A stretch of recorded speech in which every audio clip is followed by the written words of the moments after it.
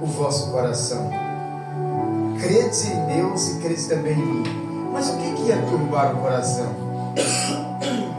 Você sabe que quando você está em paz consigo mesmo, está em paz com Deus, você não se preocupa com nada, né? Você acorda radiante, né? Você tem o prazer de fazer as coisas em casa, você tem o prazer de receber visitas e falar com as pessoas no telefone, você tem prazer de ler as mensagens, você tem o prazer de ler a Bíblia e de louvar a Deus e de ouvir louvores. Glória a Deus. Mas quando você está com o coração turbado, ou seja, atribulado, para melhor dizer, quando você está com o coração atribulado é diferente. Porque quando nós estamos atribulados, e não é só nós que passamos por esse processo, mas também os nossos antepassados, os irmãos lá do Velho Testamento, muitos deles sentiram-se atribulados. Quando nós sentimos atribulado, irmãos, é complicado para dormir. E quando dormimos, a gente tem aquele sono truncado, aonde a gente começa a ter pesadelos. O sono parece que não é um sono tranquilo. Esses dias eu trouxe uma mensagem para os irmãos aqui falando do Salmo 91, não foi? Aquele, não é qualquer um, é aquele. Porque quando eu decido me esconder no esconderijo do Altíssimo, eu consigo superar os limites. Eu consigo fazer com que o meu coração que está atribulado, ele descanse no Senhor. Aleluia. Porque eu não deixo que a tribulação, as perturbações supera o limite do meu eu. Porque quando supera e você se entrega, você fala assim: eu não vou fazer nada. Não vou na igreja. E se eu orar, nem sei se Deus recebe. É porque nós nos entregamos fácil. E um coração atribulado é um coração derrotado. Eu me torno presa fácil para o inimigo chegar, entrar e fazer morada no meu coração. E ele começa a ditar as regras. Mas as regras que ele vai ditar para mim não tem nada a ver de coisas boas. Ele vai colocar a sementinha do ódio dentro do meu coração. Ele vai colocar rancor, ele vai colocar desânimo. Irmão, pensa numa mala pesada. Quando eu aceitei Jesus lá no ano de 1980, alguma coisa, eu vi um pregador fazendo uma ilustração e ele dizia assim: olha, quando o crente aceita Jesus, ele vem com uma carga muito pesada, porque lá no mundo ele adquiriu muitas coisas que não tinha nada a ver com ele e que não servia para nada. Por exemplo, ele disse: quem dos irmãos aqui que não tem um quartinho onde você tem um monte de bagunça e ninguém pode mexer? Todo mundo tem? Tem coisa lá, irmão, que você não sabe nem para que serve. Coisa que você nunca vai usar, mas ninguém joga fora. Você não deixa mexer. É isso. Todo mundo tem. A gente tem uma gaveta cheia de troço velho, de coisa. Não é isso? Lá no meio dessas coisas velhas tem uma cueca toda rasgada, furada, sem elástico. Tem uma calcinha, certo? Manchada, cheia de sutiã, sem aquela fivelinha. Mas não joga, tá lá. Umas coisas que sabe, umas argolas, uns negócios. Não mexe aí, mas que não mexe. Xereta, não é isso? Não é assim que fala, sou xereta. Você não tem que estar mexendo nas minhas coisas. Então, quando a gente veio lá de fora, a gente veio com todas essas tranqueiras. Coisas que a gente não queria que ninguém mexesse. Sabe o que o Senhor foi fazendo? Ele não tirou da gente tudo de uma vez. Porque se tirasse, a gente espana e sai fora, não é isso? Não poderia mexer com a Luzia, com a Fátima, não é isso? Não. Eu venho na igreja, a nossa da Luzia, eu sou devoto desde que minha mãe, minha avó, a Fátima, então, o Tadeu, então nem se fala. Nossa Senhora da Cabeça foi quem curou minha cabeça, então a gente trouxe mais um monte de... Esses dias morreu lá o Bento não, morreu.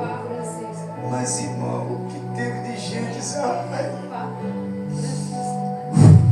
Era um santo.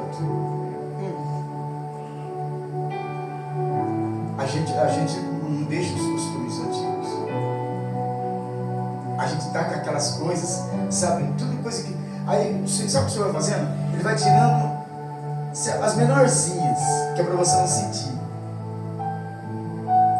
Isso quando nós permitimos. Porque o nosso coração, ele é cascudo.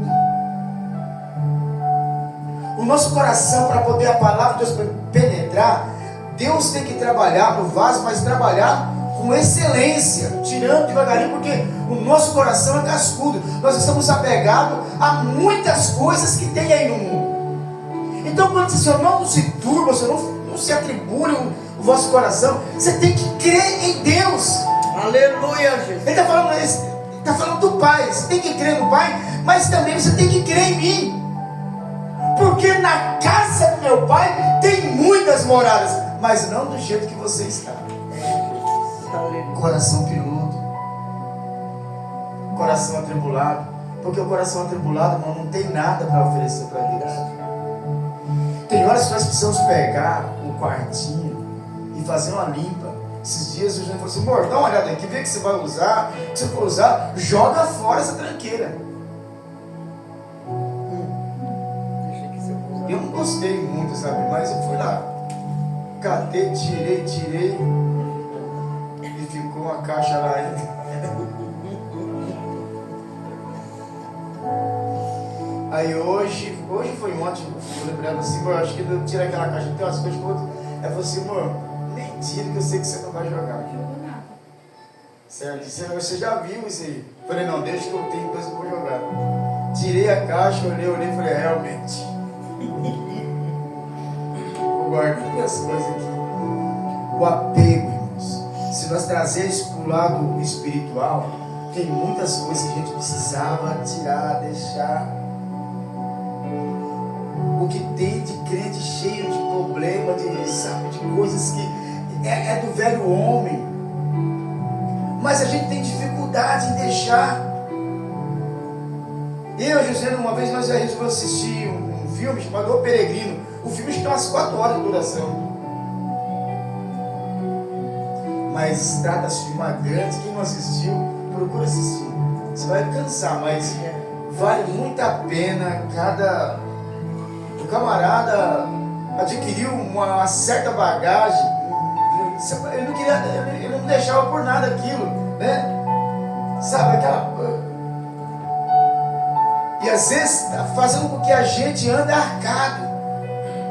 Às vezes a gente não consegue nem caminhar de tanta tranqueira que a gente está levando, mas só que a gente não quer largar. Porque a gente ama de paixão aquelas coisas. E Deus, Ele disse assim: olha, vinde a mim. Não é isso que Ele disse? Vinde a mim todos que estáis cansados, e eu vos aliviarei. Mas para que Deus faça isso, eu preciso deixar as coisas que está me massacrando, que está me sufocando. Não tem aquele dia que você fala assim: não sei, mas tem uma coisa, sabe? Não sei dizer muito bem o que é, mas tem um negócio que não estou legal hoje. Nós começamos o dia cheio de sentimentos e ressentimentos. Tem diferença entre sentimento e ressentimento. Sentimentos é algo que você sente provocado por alguma coisa. Ressentimento já é acompanhado de mágoas, iras, discórdia e um monte de situação. Então ele fica ressentido. Que nós falamos que gera feridas. E o problema é quando nós não aceitamos que nós adquirimos aquilo sem ter necessidade. Não é isso? Nós pegamos e falamos assim, ó, não, eu peguei isso. Não é bom, mas também eu não quero largar. Eu vi um vídeo esses dias de uma menininha que o pai falava assim para ela assim, sabe bebê, quer limão? Quero. Aí pegava assim, então, isso aqui.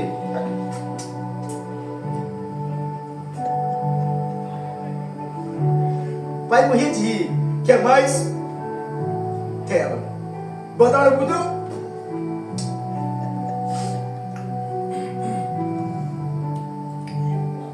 Quer mais? Quero. Entendeu? Quer dizer, é ruim. Mas eu não largo. Mas eu não deixo. Porque existe algo dentro de mim que diz para mim que está me fazendo mal, mas é para mim fazer, porque isso vai ser bom para mim. E eu sei que não é. E só que eu estou insistindo naquilo. Mas Deus, pelo contrário, quando Ele percebe que nós estamos com o coração nesse estágio, nessa situação, Ele sempre está nos oferecendo algo para que nós conseguimos nos aliviar. Olha só, o versículo 6 desse capítulo, ele diz assim, olha, eu sou o caminho. Aleluia, Jesus. Mas, deixa eu fazer uma pergunta para os irmãos. Quem é que hoje quer seguir esse caminho sem sair dele, ou sem parar no meio do caminho? Quem? Ele disse, eu sou o caminho, a verdade e a vida. Muitas vezes nós queremos o caminho, mas não queremos a verdade. Porque a verdade, ela dói. A verdade, ela purifica. A verdade muitas vezes machuca, mas só machuca quando existe uma ferida maltratada. E aquela machuca, ela vai tratar, e quando ela penetra, dói. Então assim, não, o caminho eu quero, mas a verdade não. Porque a verdade vai mexer com o meu ego, vai mexer com aquela situação que eu não quero mudar de jeito nenhum, eu não aceito. Essa verdade é que me coloca no caminho. Dá para você entender? Olha, eu sou o caminho e a verdade. Não tem como você andar no caminho se não aceitar a verdade. Na mensagem que eu disse anteriormente, eu disse que é aquele, mas não é todo mundo que aceita abrigar lá, porque não dá para você se abrigar lá do seu jeito. Não, o que está aqui, está aqui. Eu não vou mudar, é simples assim. Você sabe o que Deus faz com uma pessoa dessa? Simplesmente Ele te ignora. Você não quer mudar. É o livre-arbítrio. O caminho, Ele coloca diante de você. Mas a verdade também. Só que a verdade, ela gera mudança. Mas para ela gerar mudança, eu tenho que aceitar essa verdade. Nós, muitas vezes, nós queremos que as coisas aconteçam e queremos estar nesse caminho até certa distância, vamos dizer assim. Aí pega uma subida, aqui eu vou sentar, e aí eu não vou mais não, isso aí não é para mim não. São as verdades. Então, questão de Filipe. Falou assim, ó, assim, eu quero que o senhor mostre o Pai, que eu não conheço. Isso aqui, irmãos, imagina a resposta de Jesus para Filipe. Foi uma resposta de muita tristeza. Porque quantas pessoas estão dentro da igreja, mas ela não conhece o Pai. Porque o Pai é o caminho e é a verdade. Mas se você não aceita a verdade, porque a verdade ela purifica, a verdade ela me muda, a verdade ela me molda, a verdade ela me transforma, a verdade ela me regenera, a verdade ela faz com que eu seja humilde, que eu seja diferente, que eu seja tratável, que eu seja amável. É verdade. Quando eu não aceito essa verdade, eu continuo sendo aquela pessoa lá dos anos passados.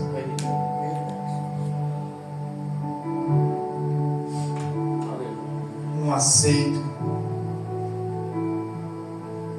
não peço perdão, não me humilho, não aceito mudança, não aceito que fala, não aceito que faça.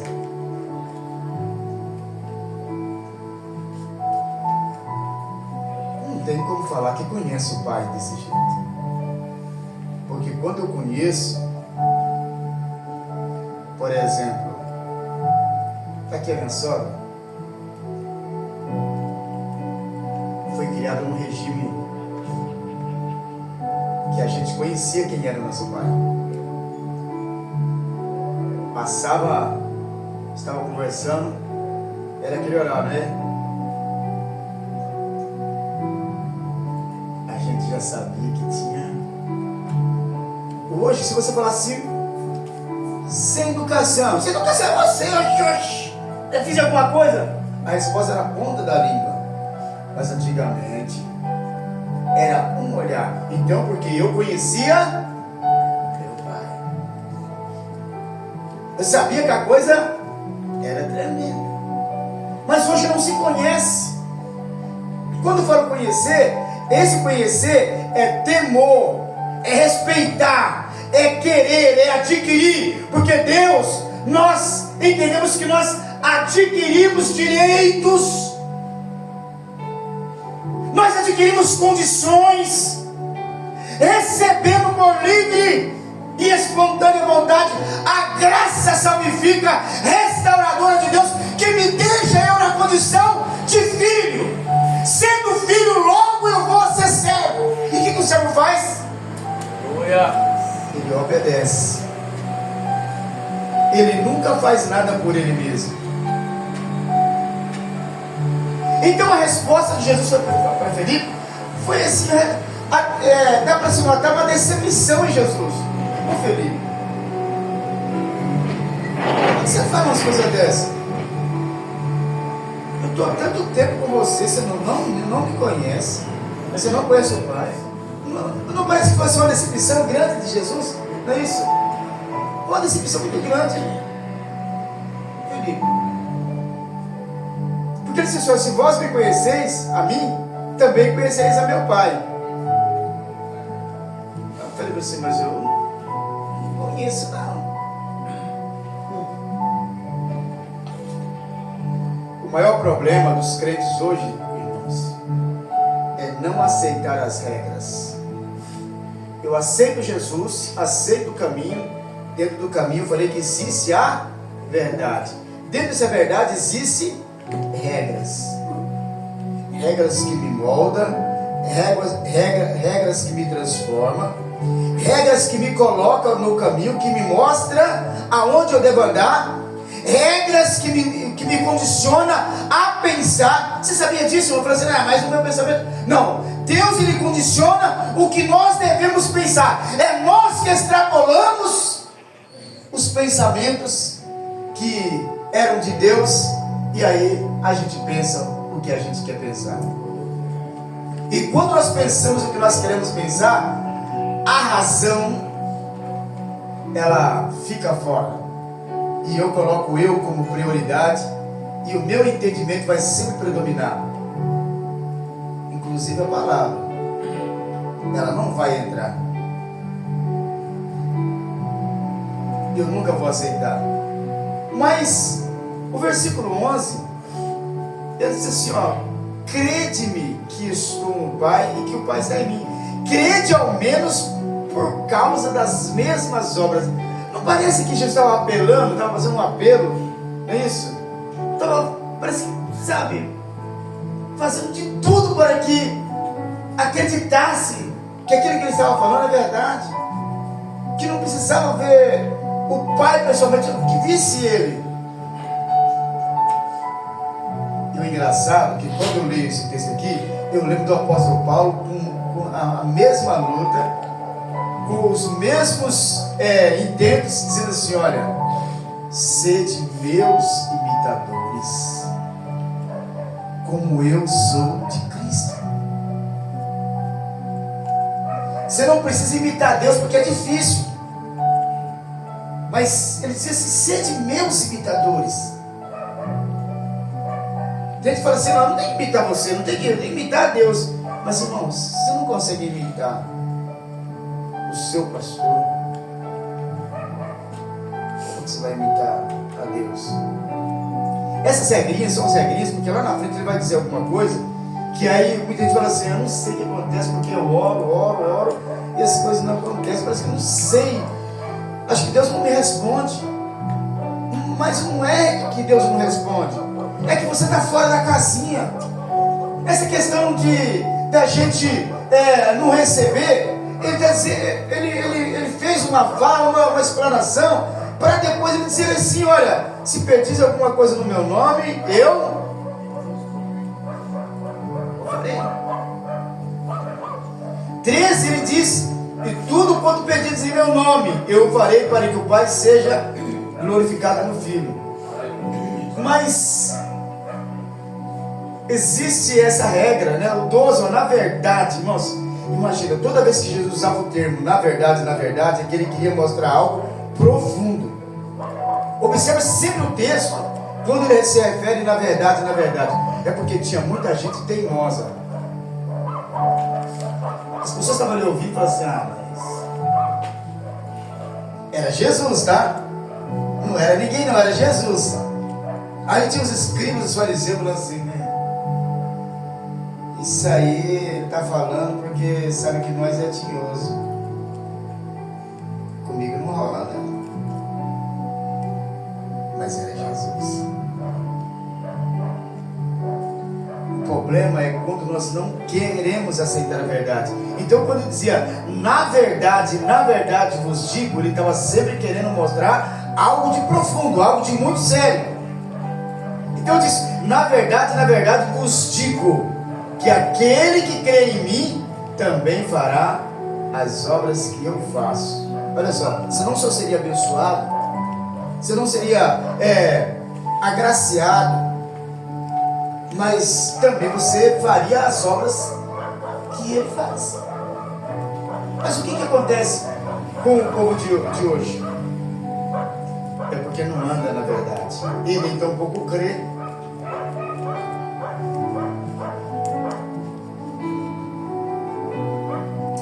Esse versículo 10 aqui é a resposta para tudo isso que eu estou dizendo para os irmãos, né?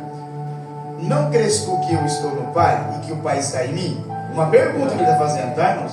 Não é afirmação nem nada, é uma pergunta. Versículo 10: não crês tu que eu estou no Pai e que o Pai está em mim? É uma pergunta que ele fez, né? As palavras que eu vos digo, não as digo de mim mesmo. Dá para entendermos que Jesus era condicionado à vontade do Pai, não a dele própria? As palavras que eu vos digo, não as digo de mim mesmo, mas o Pai que está em mim é quem faz as obras. Aleluia. O que quer dizer, Senhor? Se eu sou condicionado ao meu Pai, você tem que ser condicionado a mim. Você tem que ouvir a palavra e obedecer. Você tem que ouvir a palavra e crer. Você tem que ouvir a palavra e confiar. Você tem que ouvir a palavra e fazer o que eu estou mandando você fazer. Você não pode fazer outra coisa. Quando eu mando você amar, você não pode odiar.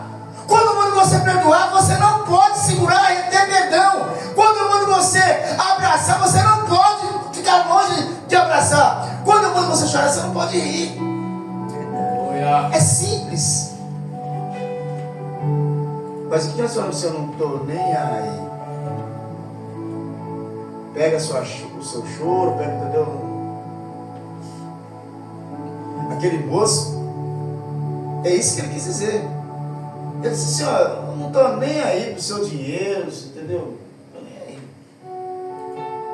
Para mim, essa pessoa que mostrou aí, dobrou o dinheiro que te deu, tudo trouxa. Eu não sou esse tipo de pessoa. Eu sei que você é folgado, gosta de semear onde não planta e tal, essas coisas todas. Então, por cima de moar, não. Está aqui a sua moeda, se vira.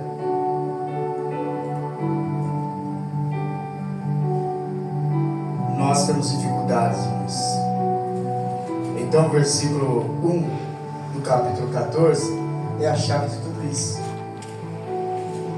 Se eu deixar meu coração ficar atribulado, eu vou rejeitar muitas coisas e vou perder muitas bênçãos de Deus. Eu não posso me magoar fácil. Eu não posso, ficar rancoroso com facilidade. Eu tenho que ser mais forte do que eu. De primeiro, eu tinha uma fala que eu sempre dizia, não sei como é que é, se é brasão que a gente fala, quando a gente quer... Bordão, tipo bordão, que eu sempre dizia assim, olha, seja mais forte do que a tua melhor desculpa. Porque as pessoas sempre têm uma desculpa, né? Não, eu sou assim porque você me provocou. Sou assim porque você falou primeiro. Sou assim porque, entendeu? Eu sou assim. Mas essas desculpas vai fazer de mim um péssimo servo de Deus. Vai fazer de mim um péssimo amigo.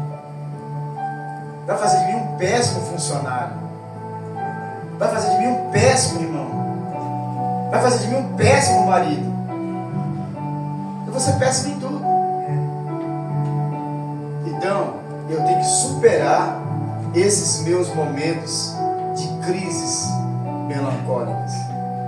Porque Jesus é amor, Ele é paz, Ele disse para nós perdoarmos, vivermos em paz, para nós querer bem.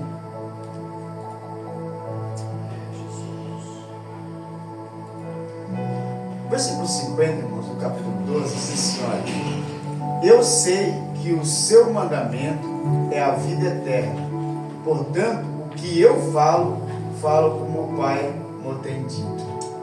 Aleluia. Dá para entender? Não está falando nada diferente daquilo que Deus tem dito para ele fazer. E o que acontece com a gente? A gente quer fazer as coisas ao contrário. Sabe por quê? Que a gente não acredita muito que a palavra que está sendo falada é de Deus. A gente não acredita muito que o que eu estou ouvindo da pessoa sempre eu sou superior, sempre eu sou mais e é o meu jeito. Dura coisa é para aquela pessoa falar assim, ó, é o meu jeito, não muda, nem adianta. É duro ouvir isso. É o meu jeito, não adianta, porque eu não vou mudar. É um risco muito grande que as pessoas correm quando dizem assim, né? Eu nasci assim, meu pai me ensinou assim, e eu não vou, mas nem adianta, nem vem que eu não... Síndrome da Gabriela. Exatamente. Eu nasci assim, desci assim. Síndrome de Gabriela. É isso aí. Amém, queridos irmãos? Vamos aplaudir Jesus.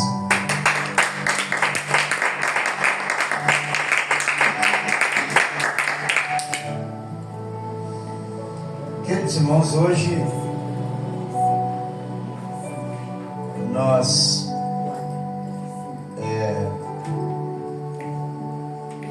ouvimos essa palavra e eu acredito que Deus, Ele sempre fala com a gente, Ele sempre está mostrando para a gente o que a gente está fazendo de errado, o que nós estamos fazendo de certo e o que nós vamos fazer para continuar fazendo a coisa certa, não é isso?